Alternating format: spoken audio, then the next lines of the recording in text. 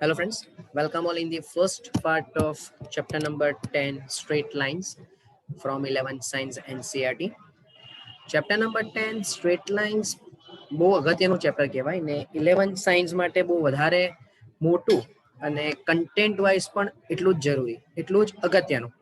Because અત્યાર સુધીના જેટલા પણ તમે ચેપ્ટર્સ કે ટોપિક્સ કવર કર્યા, જેટલા પણ ચેપ્ટર્સ તમે કમ્પ્લીટ કર્યા, એની અંદર આ જે ચેપ્ટર છે તેનો કન્ટેન્ટ બહુ વધારે, નંબર ઓફ ક્વેશ્ચન્સ પણ વધારે, જસ્ટ લાઈક ચેપ્ટર નંબર 9, બરાબર.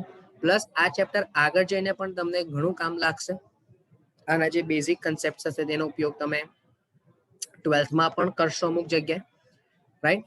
સો ઓવરઓલ ચેપ્ટર બહુ ધ્યાનથી સમજવાનું છે. પ્લસ JEE-માં પણ આના રિલેટેડ એક કે બે ક્વેશ્ચન કમ્પલસરી આવે જ આવે.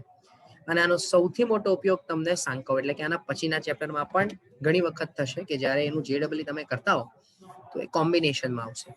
ઓકે, તો જોઈએ, સ્ટાર્ટ કરીએ આજનું સેશન.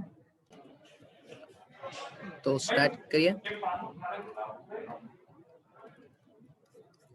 રેખાઓ. ચાલો, તો સૌથી પહેલો જે ટોપિક છે એની આપણે વાત કરીએ. તો કે રેખાની શરૂઆત કરતા પહેલા આપણે જરા સમજી લઈએ કે ભાઈ બિંદુનું સ્થાન શું હોય. બિંદુ એટલે આપણને બધાને જ ખબર છે કે જો હું એક્સ એક્સિસ અને વાય એક્સિસ કહી દઉં, આપણે અત્યારે દ્વિપરિમાણની વાત કરવા જઈ રહ્યા છે, સમજો, બરાબર. તો દ્વિપરિમાણ માટે આ જે છે તે એક્સ અક્ષ થઈ જશે અને આ જે છે તે વાય અક્ષ થઈ જશે. હવે એમાં સૌથી અગત્યનું, આપણને એવું પણ ખબર છે કે આ જે જમણી બાજુ જે છે તે ધન એક્સ દિશા કહેવાય, ડાબી બાજુની ઋણ એક્સ દિશા કહેવાય. ઉપર તરફ ધનવાય દિશા છે અને નીચે તરફ ઋણવાય દિશા છે. તો ધારો કે કોઈક બિંદુ P ઓફ XY માટે પહેલો, જો x ગ્રેટર ધેન 0 અને y ગ્રેટર ધેન 0 તો બિંદુ પ્રથમ ચરણમાં કહેવાય. સમજો. નંબર 2, જો x લેસ ધેન 0 અને y ગ્રેટર ધેન 0 તો બિંદુ બીજા ચરણમાં કહેવાય. ત્યારબાદ નંબર 3, જો x લેસ ધેન 0 અને y પણ લેસ ધેન 0 હશે તો બિંદુ ત્રીજા ચરણમાં હશે એમ કહેવાય. અને નંબર 4, કે જો x ગ્રેટર ધેન 0 અને y લેસ ધેન 0 તો બિંદુ ચોથા ચરણમાં કહેવાય. એટલે કે હવે હું ધારો કે એમ કહું કે અહીંયા બિંદુ P ઓફ XY છે તો અંતર તો હંમેશા ધન જ હશે. એટલે કે આ જે અંતર છે તે x જેટલું હશે અને આ જે અંતર છે તે y જેટલું હશે. પણ કઈ દિશા છે, એટલે કે ધન x દિશા છે કે ઋણ x દિશા છે, એના સંદર્ભમાં એનું ચરણ બદલાય. એટલે ધારો કે તમે હું એમ કહું કે બિંદુ P ઓફ 2 3 હોય, પછી B ઓફ -2 3 હોય, પછી P ઓફ -2 -3 હોય અને P ઓફ 2 -3 હોય. તો આ ચાર બિંદુને જો મારે એક સાથે બતાવવા હોય, એક જ યામ ભૂમિતિ પર બતાવવા હોય, તો તમને એટલું ખબર પડવું જોઈએ ડાયરેક્ટ કે 0 0 થી 2 જેટલા અંતર પર અને 0 0 થી 3 જેટલા અંતર પર કોઈ બિંદુ જો મળે, બરાબર, તો અહીંયા બિંદુ થઈ જશે 2 3.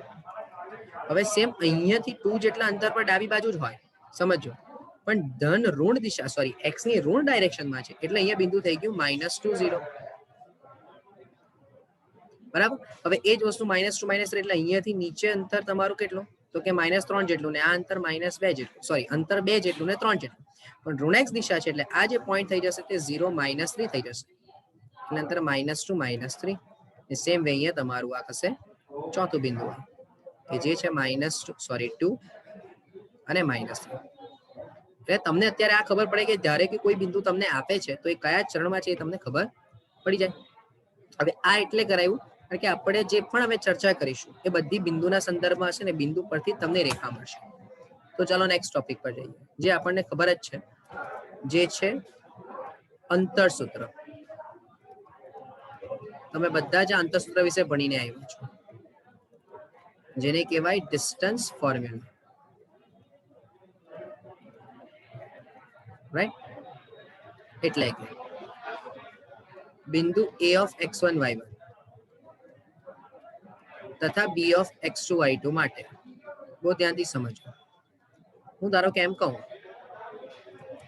કે આ x અક્ષ અને y અક્ષ આપણે બતાવી દઈએ, બરાબર. એક સ્ટાન્ડર્ડ ફોર્મ્યુલા આપણે લઈએ છીએ. ધારો કે આ પોઈન્ટ એ છે, આ પોઈન્ટ બી છે, અને આ બે વચ્ચેનું અંતર મારે એ બી શોધવું છે. તો હવે તમને બધાને જ ખબર છે કે જો a1 x1 હોય તો આ જે અંતર છે તે x1 જેટલું થશે, અને બી નું જે અંતર છે ટોટલ એ કેટલું થશે, x2. એવું જ આ જે હાઈટ છે એ પર y1 થશે, અને અહીંયા જે હાઈટ છે તે y2 થશે. હવે ધારો કે હું એમ કહું કે અહીંયાથી હું એક આ કાટકોણ ત્રિકોણ બનાવું, બરાબર. અને એ કાટકોણ ત્રિકોણની અંદર ધારો કે અહીંયા લંબ બનાવીને અહીંયા આપણે નામ ઓ આપી દઈએ. હવે જરા તમે ધ્યાનથી વિચારીને કહેજો, બોલો આ ઓ એ ડિસ્ટન્સ કેટલું થશે? તો કે આ જે આખું અંતર હતું તે x2 હતું, એમાંથી તમે આટલું x1 બાદ કર્યું તો અહીંયા હું કહીશ x2 માઇનસ x1. એવી જ આ ટોટલ જે હાઈટ હતી અહીંયાથી આટલી, એ ટોટલ હાઈટ y2 હતી, ને એમાંથી તમે y1 ને બાદ કરી દો તો હું કહીશ અહીંયા y2 માઇનસ y1. એટલે OB અંતર જે છે એ થઈ જશે y2 માઇનસ y1. સો હવે તમે અહીંયા ટ્રાયેંગલ જે છે, તો કે અહીં ટ્રાયેંગલ AOB માટે તમે એમ વિચારો કે OA square plus OB square is equals to AB square. તો બોલો OA સ્ક્વેર એટલે શું હતું? x2 માઇનસ x1 નો સ્ક્વેર, y2 માઇનસ y1 નો સ્ક્વેર. તો AB ઇઝ ઇક્વલ્સ ટુ રૂટમાં x2 માઇનસ x1 નો square plus y2 minus y1 નો સ્ક્વેર. તો આ થઈ ગયું તમારું AB નું ઇક્વેશન, બરાબર. એટલે હવે તમારા માટે અંતઃસૂત્ર શું થઈ ગયું? તો કે x2 માઇનસ x1 નો સ્ક્વેર વત્તા y2 માઇનસ y1 નો સ્ક્વેર. હવે આના પરથી ધારો કે પહેલું એમ થાય કે જો a ઓફ x1 y1 અને b ઓફ x1 y2, તો અંતર જે હશે એ બી એ સીધું થઈ જશે માનાંકમાં y1 માઇનસ y2. એટલે એનો મિનિંગ એવો થયો કે જે બિંદુઓ છે એ કોઈ એક જ રેખા પર આવેલા છે, અને તે રેખા કેવી છે? લંબ. એટલે કે આ તમને ખ્યાલ આવી જશે કે આ લંબ રેખા છે, બરાબર. તો અહીંયા ગાડી આ પોઈન્ટ થઈ ગયો x1 y1, અને આ જે પોઈન્ટ થઈ ગયો તે x1 y2. તો એમ નહીં કે અંતર હંમેશા કેવું હશે? શિરોલંબ આપવામાં આવશે. અને એવું જ ધારો કે તમે વિચારો કે જો a ઓફ x1 y1 અને b ઓફ x2 y1 હોય તો અંતર એ બી બરાબર માનાંકમાં x1 માઇનસ x2 થઈ જાય. એટલે હવે આ કેસમાં તમારી પાસે જે બિંદુનું અંતર આવશે એ કેવું આવશે? તો કે આડું, એટલે કે સમક્ષિતિજ અંતર હશે. એટલે આ રીતની કંઈક શરત હશે, જેમાં અહીંયા a ઓફ x1 y1 હોય અને b ઓફ x2 y2 હોય, રાઈટ. સો આ પણ વસ્તુ તમને ક્લિયર આવી જાય છે,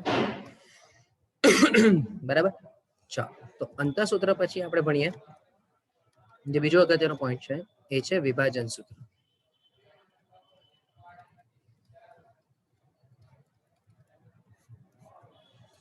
જેને કહેવાય સેક્શન ફોર્મ્યુલા. સમજો. હવે પહેલું તો વિભાજન સૂત્ર એટલે સેક્શન ફોર્મ્યુલા વિશે બી આપણને ખબર છે. હું એમ ધારું કે ધારો કે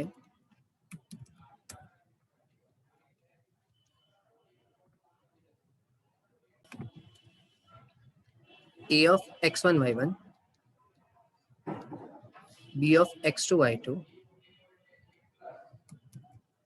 ને જોડતા રેખાખંડ AB નો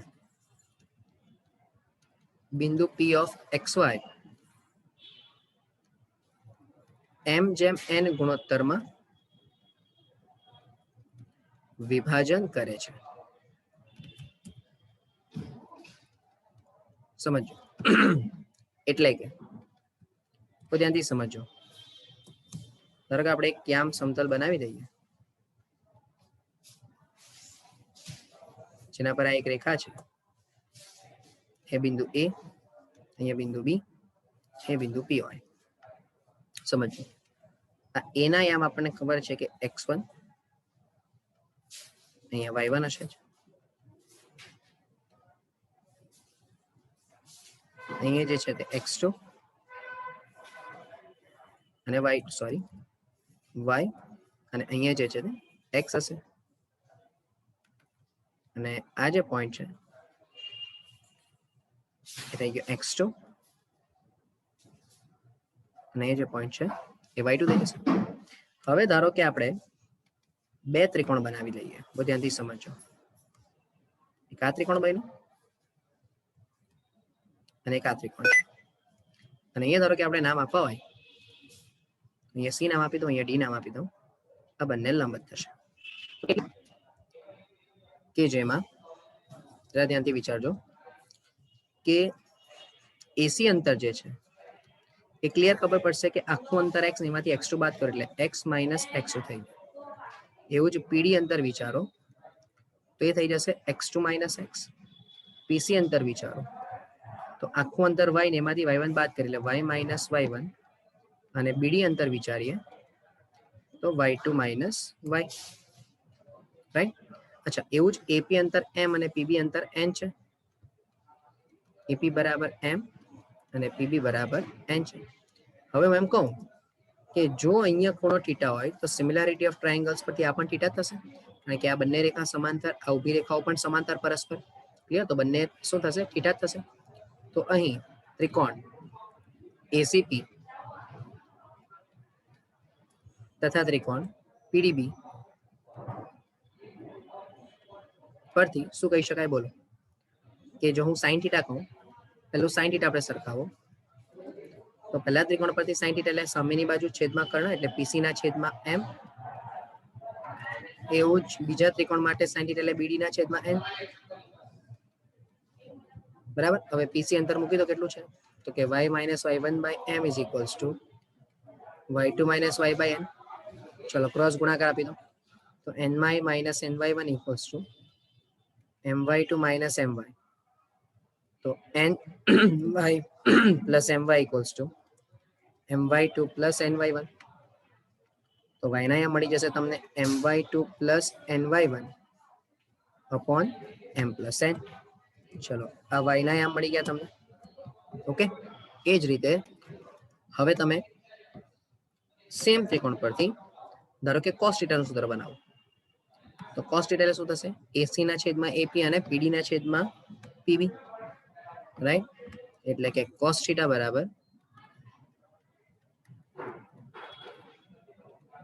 એસી ના છેદમાં એપી અને પીસી ના છેદમાં પીડી, બરાબર. તો x minus x1 by m, x2 minus x by n, sorry અહીંયા પીબી થઈ જશે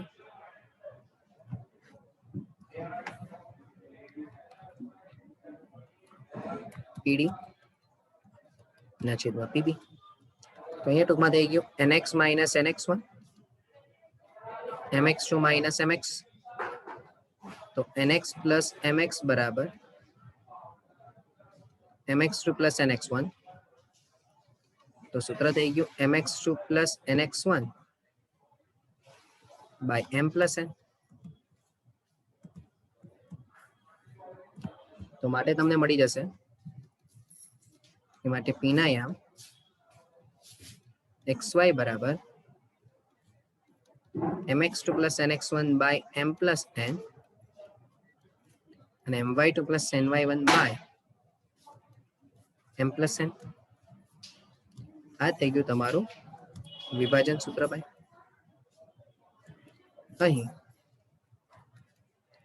m બાય n બરાબર લેમડા લેતા બહુ ધ્યાનથી સમજો, તમને સૂત્ર મળી જશે xy બરાબર lambda x2 plus x1 by lambda plus 1 અને lambda y2 plus y1 by lambda plus 1. તો આ પણ એક તમારા માટે સૂત્ર થઈ જશે. હવે અહીંયા મેઇન જે વસ્તુ તમારે સમજવાની છે ને બહુ ધ્યાનથી સમજો કે કેટલાક કેસીસ આપણે લઈ લઈએ. સમજો તો કે નોટ, શું સમજાવું છું તે ધ્યાનથી સમજજો. પહેલી પોસિબિલિટી કે લેમડાની વેલ્યુ, અચ્છા એ તમને અહીંયા ખબર પડવી જોઈએ કે અહીંયા જે આ લેમડા જે એમ અને એન વેલ્યુ જે હતી તે શું હતી, તો કે એમ એટલે એપી હતું ને એન એટલે પીબી હતું, બરાબર લેમડા થઈ ગયું. બરાબર, તો સમજો. તો પહેલો કેસ, જો લેમડાની વેલ્યુ ગ્રેટર દેન 0 હોય, લેમડાની વેલ્યુ ગ્રેટર દેન 0, તો ક્યાં તો a dash p dash b હોય અથવા તો b dash p dash a હોય, પણ આને કહેવાય બહિર્ગુણન. શું કહેવાય? સોરી, અંતઃગુણન કહેવાશે અથવા તો અંતઃ વિભાજન. એટલે એવું કહેવામાં આવે કે બિંદુ P જે છે એ A અને B ની વચ્ચેના પોર્શનમાં હશે. ક્યાં હશે એ ખબર નથી. અહીંયા પણ હોઈ શકે, અહીંયા પણ હોઈ શકે, અહીંયા પણ હોઈ શકે, અહીંયા પણ હોઈ શકે. પણ ધ પોઈન્ટ ઇઝ કે જે વિભાજન કરે છે એ ક્યાંથી કરે છે? ઇન્ટરનલી કરે છે, અંતઃ વિભાજન કરે છે. તો એ કેસમાં લેમડાની વેલ્યુ કમ્પલસરી ગ્રેટર દેન 0 જ હશે. હવે એનું રીઝન તમને સમજાવું. ધારો કે A, P અને B, ધારો કે આપણે સાઇન ડાયરેક્શન વિચારીએ તો હંમેશા જમણી બાજુને પ્લસ સાઇન કહેવાનું, ડાબી બાજુને માઇનસ સાઇન કહેવાનું. હવે જો તમે રેખા વિચારી તો રેખાને તમે પહેલા A નામ આપેલું, પછી P નામ આપેલું, પછી B નામ આપેલું. જો તમે A થી P ગયા એટલે તમે રાઈટ સાઈડ ગયા એટલે પ્લસ થયું. એવું જ તમે P થી B ગયા પાછું પ્લસ ગયું. તેનો મીનિંગ કે અંશ પણ ધન અને છેદ પણ ધન. તો આખો જવાબ લેમડાનો કેવો આવશે? Greater than 0. બરાબર. તો એનો મીનિંગ કે તમારું જે બિંદુ P છે એ કેવું વિભાજન કરશે? અંતઃ વિભાજન કરશે. પણ જો લેમડાની વેલ્યુ લેસ 0 આવી, ઋણ આવી, તો એમાં પાછી બે પોસિબિલિટી. કે બીજો કે જો -1 થી લેમડાની વેલ્યુ 0 ની વચ્ચે આવી. શરત આપણે હંમેશા કોના ધ્યાનમાં રાખીને કરીએ છીએ? એપી ના છેદમાં પીબી ને. તો ક્લિયર છે કે -1 થી લેમડાની વેલ્યુ 0 ની વચ્ચે આવે તો જે જવાબ છે, અત્યારે સાઇન ભૂલી જાઓ, તો જવાબ છે તે 1 કરતા નાનો આવ્યો. હવે જવાબ 1 કરતા નાનો એવો મીનિંગ કે છેદ મોટો ને અંશ નાનો હશે. બરાબર, છેદ મોટો અને અંશ નાનો હશે. એટલે કમ્પલસરી તમને બિંદુ P dash A dash B જ મળશે અને આને કહેવાશે બહિર્વિભાજન. હવે સમજાવું કેમ તે, બહુ ધ્યાનથી સમજો. ધારો કે અહીંયા A છે, અહીંયા B છે ને અહીંયા P છે. તો તમે A થી P ગયા તો ક્લિયર છે કે ઋણ દિશા ગઈ. બરાબર, તો એ માઇનસ છે. અને તમે જ્યારે P થી B તરફ આવ્યા તો કઈ દિશામાં ગયા? ધન દિશામાં. તો એનો મીનિંગ કે AP જે હશે તે અંતર ઋણમાં મળશે ને PB જે હશે તે અંતર ધનમાં મળશે. અને હંમેશા AP કરતા PB નો જવાબ મોટો જ આવશે. AP લેસ ધેન PB હોય તો AP ના છેદમાં PB જે હશે એ હંમેશા 1 કરતા નાનું જ હશે. પણ પાછું સાઇન ડાયરેક્શનમાં તમે વિચારો તો AP ઋણ હોય એનો મીનિંગ કે જવાબ -1 થી મોટો હશે. ઓકે, હોપ આપણને સમજમાં આવ્યું હોય. એટલે તમને જ્યારે એમ કે બહિર્ગુણન છે અને જો ગુણોત્તર તમને 1 કરતા નાનો દેખાય તો -1 કરતા મોટો દેખાય તો કમ્પલસરી કઈ શરતનું પાલન કરતું હશે? P dash A dash B નું જ પાલન કરતું હશે. અચ્છા, અને એવો ધારો કે તમે ત્રીજો કેસ વિચારો કે જો લેમડા લેસ ધેન માઇનસ હોય એટલે લેમડાની કિંમત -1 કરતા નાની, તો કમ્પલસરી શરત શું હશે? A dash B dash P પ્રકારની હશે. તો આ કેસમાં પણ થશે તો બહિર્વિભાજન જ. પણ હવે શું તમારે ધ્યાન રાખવાનું? તો કે જે બિંદુઓનું સ્થાન હશે એ બિંદુઓનું સ્થાન કેવી રીતે હશે? તો કે અહીંયા A, અહીંયા B ને અહીંયા P. ચાલો આપણે જવું છે A થી P. તો બોલો A થી P એટલે પ્લસમાં ગયા તમે, પછી આવશે P થી B. તો P થી B શેમાં આવ્યા? માઇનસમાં આવ્યા. તો ઉપરનો જવાબ ધનમાં, નીચેનો જવાબ માઇનસમાં, એટલે જવાબ ઋણ થઈ ગયો. પણ હંમેશા તમે જુઓ તો AP અંતર એ PB અંતર કરતા કેવું હશે? મોટું હશે. એટલે તમને લેમડાનો જવાબ -1 થી નાનો મળશે. બરાબર. સો આ પોઈન્ટ એક વખત ધ્યાન તમારે રાખવાનું. બરાબર, MCQsમાં અને એમાં કદાચ તમને જરૂર પડી જાય. શું? આજે વિભાજન સૂત્રના પરથી આપણે જે પોઈન્ટ લાવ્યા તે. બરાબર છે. ચાલો, ત્યાર પછીનો પોઈન્ટ મધ્ય કેન્દ્રના. અહીંયા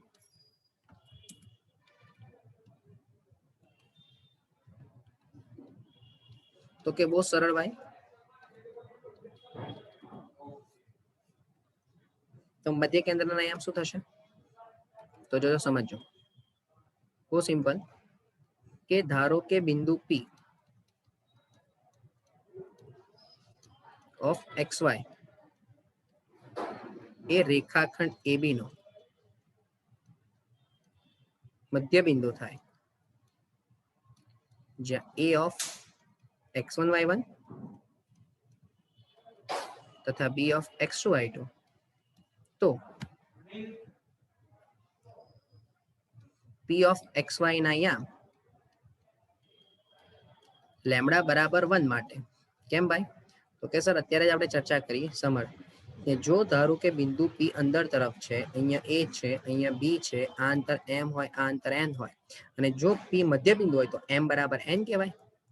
અને જો M બરાબર N હોય તો લેમડા બરાબર M/N બરાબર શું થશે? 1 થશે. તો હવે તું જે વિભાજન સૂત્ર લાવ્યો એમાં તું લેમડા બરાબર 1 મૂકી દે તો તને P ના યામ મળી જશે xy બરાબર x1 પ્લસ x2 બાય 2 અને y1 પ્લસ y2 બાય 2. તો આ તને મધ્ય કેન્દ્રના યામ મળી ગયા, એટલે કે મધ્ય બિંદુ. કેન્દ્ર કરવા કરતા શબ્દ હું વાપરી લઉં મધ્ય બિંદુના યામ, કારણ કે કેન્દ્ર કદાચ ત્રિકોણના સંદર્ભમાં બી હોય.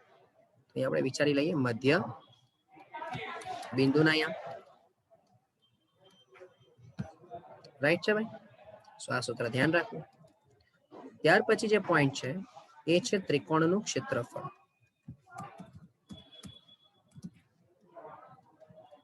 ત્રિકોણનું ક્ષેત્રફળ બહુ સિમ્પલ, અને આ પણ તમે ઓલરેડી ભણીને આવ્યા છો. એ જ છે કે ભાઈ બિંદુ A ઓફ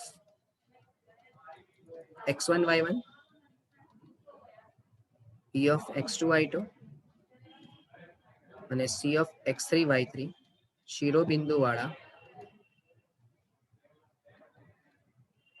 ત્રિકોણ ABC નું ક્ષેત્રફળ ડેલ્ટા બરાબર half માનાંકમાં x1 into y2 minus y3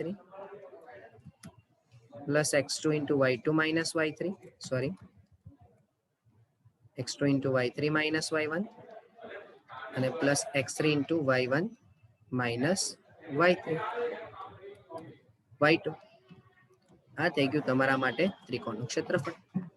x1 into y2 minus y3 plus x2 into y3 minus y1 plus x3 into y1 minus y2.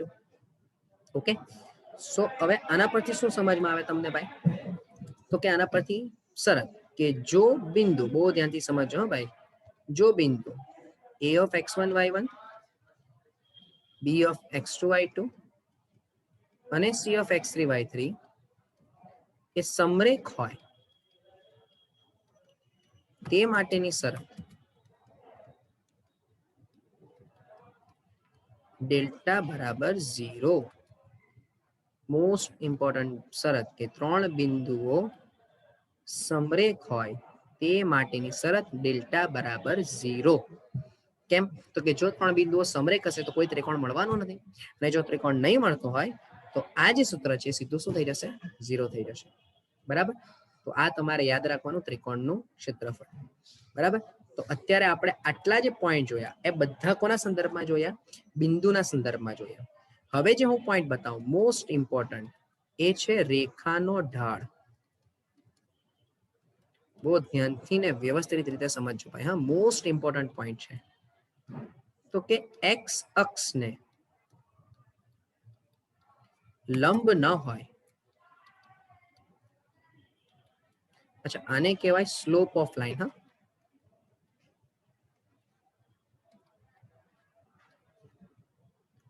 તો એક્સ અક્ષને લંબ ન હોય તેવી રેખાએ એક્સ અક્ષની ધન દિશા સાથે ઘડિયાળના કાંટાની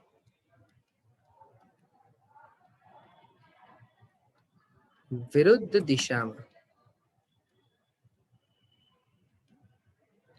બનાવેલા ખૂણાનું માપ થીટા હોય તો રેખાનો ઢાળ m બરાબર tan થીટા થાય. શું થશે? રેખાનો ઢાળ m બરાબર tan થીટા, જ્યાં થીટા belongs to 0 થી પાઈ. એટલે કે જો કોઈ રેખા x અક્ષની ધન દિશા સાથે આ રીતે બિહેવ કરે છે તો આ જે ખૂણો હશે તે થીટા હશે. બરાબર? એટલે અહીં આપણે એવું લખી શકીએ કે જો theta belongs to 0 થી pi by 2 તો implies ઢાળ greater than 0 implies રેખા x અક્ષની ધન દિશા સાથે શું બનાવશે ભાઈ લઘુકોણ બનાવે પણ જો કોઈ રેખા આ રીતે હશે તો આ જે થીટા હશે એ ક્લિયર છે કે 90 ડિગ્રી કરતા મોટો હશે તો એનો મીનિંગ કે જો theta belongs to pi by 2 થી પાઈ એટલે કે રેખા x અક્ષની ધન દિશા સાથે ગુરુકોણ બનાવે તેનો મીનિંગ કે એનો જે ઢાળ છે એ કેવો થઈ જશે ભાઈ ઋણ થઈ જશે રાઈટ ત્રીજું જો રેખા x અક્ષને સમાંતર હશે બહુ ધ્યાનથી વિચારજો એટલે કે જો રેખા આ ધારો કે x અક્ષ y અક્ષ અને માની લો કે કોઈક રેખા આ રીતે છે રાઈટ તો એનો મીનિંગ કે એનો જે ઢાળ છે બરાબર તો જે થીટા હશે પહેલા આપણે વિચારી લઈએ થીટા બરાબર 0 માટે ઢાળ પણ શું હશે 0 જ હશે પણ જો રેખા x અક્ષને લંબ હશે તો ઢાળ એટલે કે થીટા બરાબર પાઈ બાય 2 તો ઢાળ શું થશે અવ્યાખ્યાયિત કારણ કે આપણને બધાને જ ખબર છે કે જો ઢાળ બરાબર અત્યારે જ આપણે ચર્ચા કરી કે જો ઢાળ બરાબર m બરાબર tan થીટા હોય તો ક્લિયર છે કે પાઈ બાય 2 અગર tan વ્યાખ્યાયિત નથી અને એટલે જ મેં શરૂઆતમાં લાઈન લખી કે x અક્ષને લંબ ન હોય તેવી જ રેખાની તમારે અહીંયા શું કરવી છે ચર્ચા કરવી છે બરાબર તો આના પરથી બીજો એક પોઈન્ટ કે બે બિંદુમાંથી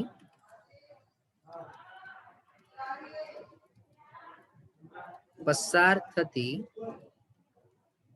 રેખાનો ઢાળ બહુ જ ઇમ્પોર્ટન્ટ ભાઈ આ સૌથી ઇમ્પોર્ટન્ટ આ પણ તો જો પહેલા આપણે એવું માની લઈએ વિચારી લઈએ કે ધારો કે રેખા a of x1 y1 b of x2 y2 માંથી પસાર થાય છે હા એટલું હું કહી દઉં કે રેખાનો જે ઢાળ છે એ રેખાની દિશા દર્શાવે કે રેખા કઈ ડાયરેક્શનમાં જાય છે તે બરાબર હવે સમજો ધારો કે તમને કોઈક રેખા મળે છે આ રીતે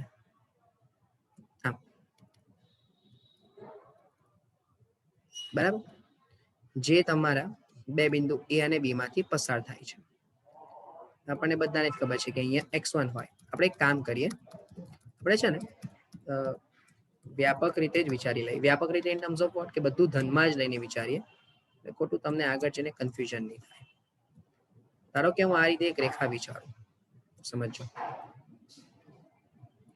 બરાબર એ રેખા પરના બે બિંદુ આપણે વિચારી લઈએ a અને b એટલે અહીંયા ક્લિયર છે કે x1 હોય